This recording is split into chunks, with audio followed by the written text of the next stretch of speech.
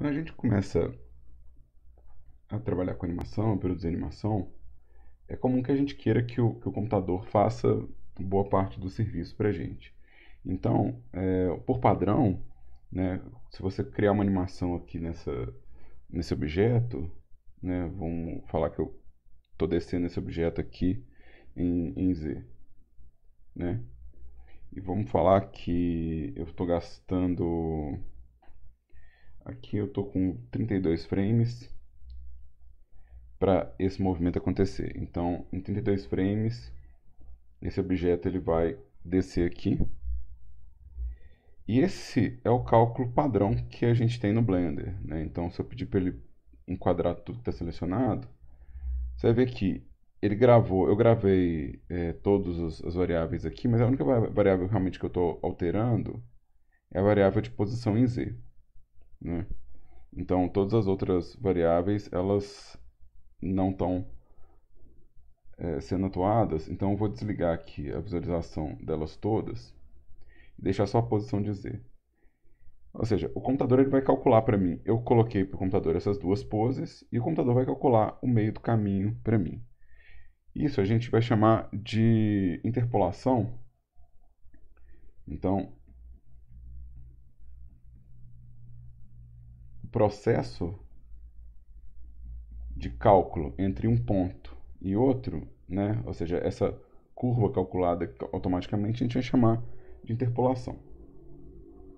Se eu der o play aqui, dá para ver que essa bolinha ela está ganhando velocidade. Por um tempo ela mantém a velocidade dela, né, estável e depois ela perde velocidade. Então ela desacelera nas extremidades, né? Então parece que ela está pousando. Vou aumentar um pouquinho o tempo do play aqui.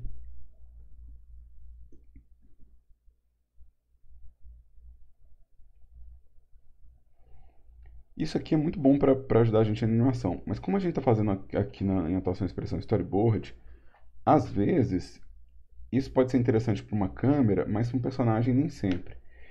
E também, se você quer fazer, às vezes, um movimento de informação que entra e sai de cena, vamos supor que seu enquadramento, né, ele está pegando isso aqui, você não vai querer que tenha variação de velocidade para um objeto que está passando ao fundo, ou quando seu personagem está entrando e saindo de cena. Geralmente você quer variar também esse tipo de curva. Então, é importante saber e é importante definir o tipo de curva e o tipo de cálculo que a gente vai ter. Então, por exemplo, no exemplo que eu citei antes, né, se você tem um personagem que está deslocando, né, em cena, você quer que o deslocamento dele na cena, ou seja, o tempo que ele leva em cada etapa, seja uniforme. E nesse caso, o Bezier já não funciona mais. Ou seja, nesse caso, a gente precisaria de um outro tipo de interpolação. Então, essa esfera aqui, ó, eu vou animar ela também no eixo Z, né, também em 32 frames. Mas no caso dessa esfera aqui, eu não quero manter essa interpolação curva, eu quero que essa interpolação seja linear. Como eu não estou fazendo nada com as outras curvas, eu vou selecionar todas que não me preocupa, mas é bom lembrar que você pode editar só um dos vetores de cada vez, você pode ter mistura de curvas, tá? Então, eu vou selecionar dentro do menu de Key um menu de interpolação, e aqui você vai ver que tem três famílias de interpolação, mas as três principais que a gente precisa saber são essas três aqui, ó. Essas aqui são variações da Bezier, né? Então, elas são, na verdade, feitas para... Eu vou selecionar uma aqui. São feitas para gerar uma interferência na curva, né? Que não, pode ser útil para gerar algum efeito, né? Um secundário, mas elas já são, por si só, uma animação completa e não só uma mudança na natureza da curva, tá? Então, essas eu vou deixar para vocês experimentarem, mas eu não vou entrar em uma por uma não. Eu estou preocupado em ver as três principais, que são as que têm natureza diferente. Por exemplo, a linear, ela não vai ter diferença entre um frame e outro. Ou seja, enquanto que a Bezier eu estou ganhando velocidade no deslocamento e depois perdendo velocidade no deslocamento, na linear esse deslocamento vai ser uniforme e a distância que ele vai percorrer vai ser a mesma entre um frame e outro.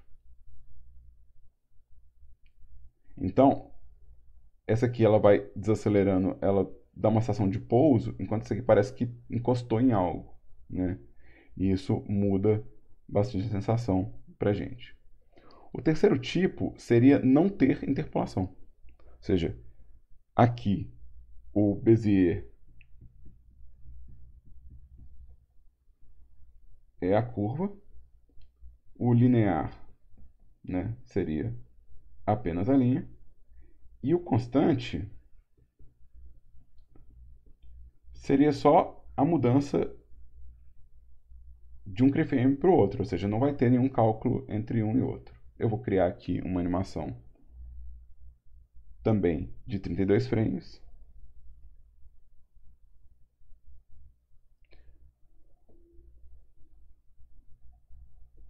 Vou criar os keyframes, vou vir aqui na minha interpolação. Observa que tem um atalho para interpolação, T é o atalho para você escolher. Então, se eu apertar T aqui, vai aparecer esse menu.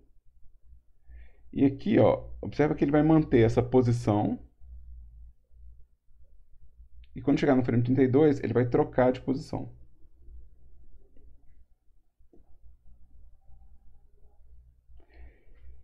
E qual que é o ponto aqui?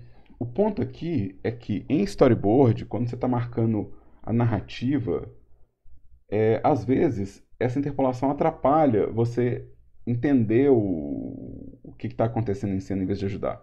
É muito comum quando você está lidando com um personagem,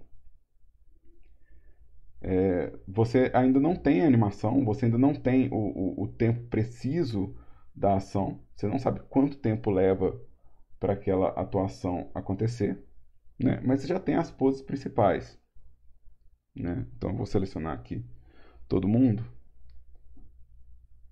e marcar constante. Então às vezes você tem as poses que narram a história, mas você não está preocupado realmente em definir a interpolação até para poder estudar melhor o timing. Ou seja, se eu acho que leva um segundo para ela ficar nervosa, se leva 10 segundos para ficar nervosa, se eu tiver animado toda a interpolação, isso vai começar a me distrair em vez de me dar foco. Então, em storyboard, é muito comum nas poses a gente marcar com a constante. E também é como a gente começa a animar. Ou seja, quando você faz as primeiras etapas de animação, você ainda tende a manter essa, né, relação de interpolação constante. A gente chama esse processo de blocking. E é como, na verdade, eu espero que aconteçam as primeiras poses dentro do storyboard que vocês estão produzindo. Ou seja, com a curva constante, né? Usando esse processo de blocar qual que é a postura que o personagem vai ter num determinado momento da cena. Tá? Então, quando vocês estiverem produzindo o storyboard de vocês, fiquem atentos e experimenta criar as poses sem essa preocupação da interpolação. Vocês vão ver como é que fica interessante quando você fala, não, eu quero chegar nessa postura ou nessa pose, e você não tem que preocupar tanto se o arco do movimento, ou se o follow, ou se os 12 princípios, eles já estão bem implementados, porque você está realmente concentrando em qual que é a pose, qual que é a emoção que aquela pose passa.